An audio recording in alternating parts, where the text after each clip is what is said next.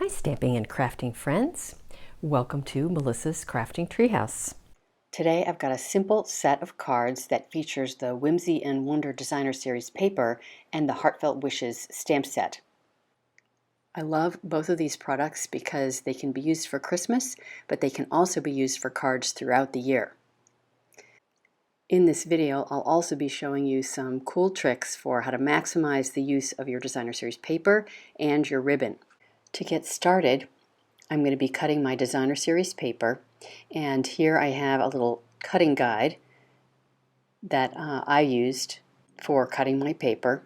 Now all you really need to do is grab a pencil and a ruler and measure 1 1/8 inch down from the top right corner and 1 1/8 inch up from the bottom left corner.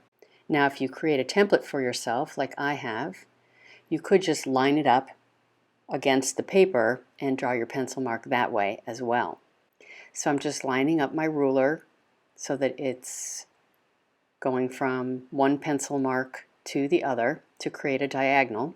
Now you do want to have your designer paper pattern that you plan to use on the front of your card facing up. That will make sure that you're getting the angle direction that is intended for this card. And then I'm just going to bring in my paper trimmer and line up those pencil marks on the trimmer and cut along that line. Now I love this striped Designer Series paper, but I also really like the back side with the snowflakes. And if I wanted to turn this paper over and attach my pieces, as you can see, I would just be orienting my sentiment at a different angle from the one I'm showing here. It is certainly an option. It doesn't really matter which way the sentiment is angled. I am going to go ahead and finish up this card using the striped side. It is one of the more neutral patterns in the Designer Series paper and doesn't necessarily need to be Christmas. In fact, you probably wouldn't even think of Christmas if you looked at this color scheme. So I wanted to take advantage of that fact and use one of the sentiments in the Heartfelt Wishes set that is not necessarily a holiday theme. The one I'm going to be using here is the Sending Love sentiment, so I'm inking it up in the Positively Pink ink in the center of my white cardstock. Now this is a scrap of cardstock that measures 7/8 inch by 4 3/4. Next, I'm going to put a tiny bit of adhesive on the back side of my sentiment piece, attach it along that center space between the designer paper pieces, and either cut it with my scissors or put it on my trimmer and just trim off that excess white piece that's hanging off the edge. Next thing I'm going to do is attach my ribbon to my card. Now I mentioned earlier some tips for maximizing the use of your ribbon and designer paper. So as you can see here, I've taken a small piece of ribbon and I'm cutting it down the middle. The only part that's going to be showing is the shiny edge section of this piece of ribbon, so why not cut it down the middle and really use half as much ribbon as you would otherwise. So in the end, I'm going to be covering up that whole section in the middle, so it doesn't matter that the ribbon is sort of irregular on the cut, and it doesn't matter that there is no designer paper in the section in the middle. So by cutting this piece of designer paper at 3 7/8 inch square, that allows me to get 9 pieces of Designer Series paper from one 12 by 12 piece of Designer Series paper.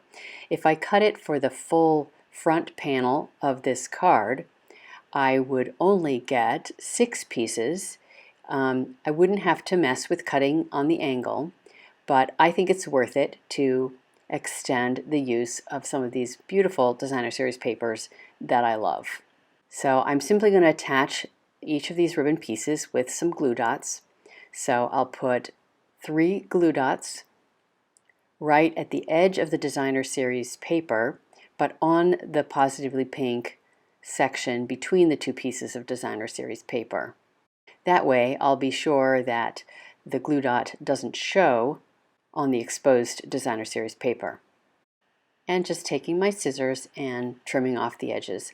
I like to hold my scissors up against the edge of the cardstock to get a nice, clean, straight cut of my ribbon. Next, I'm going to cut a piece of my foam adhesive sheet to go on the back side of my sentiment piece.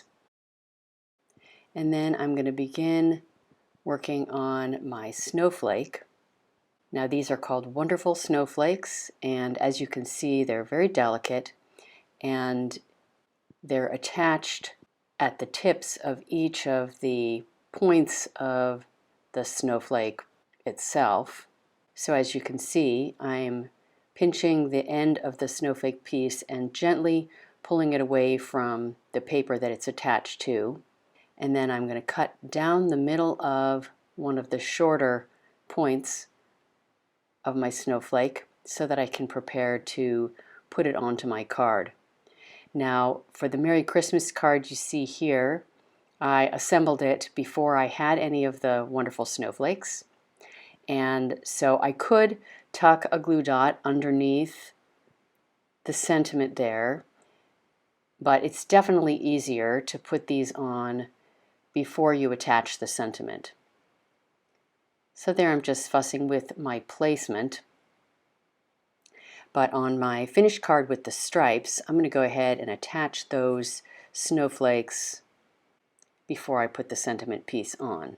So here I've attached my 2 snowflake pieces with glue dots and attached the sentiment over the top, and then I've attached this whole assembled piece to the white card body.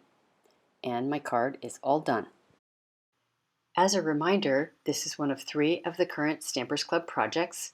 If you'd like to receive free classes to go in the mail, plus free Stampin' Up! Products, you may want to join my online Stampers Club. To learn more, click on the little I in the upper right-hand corner of your screen, or click on the link in the video description below.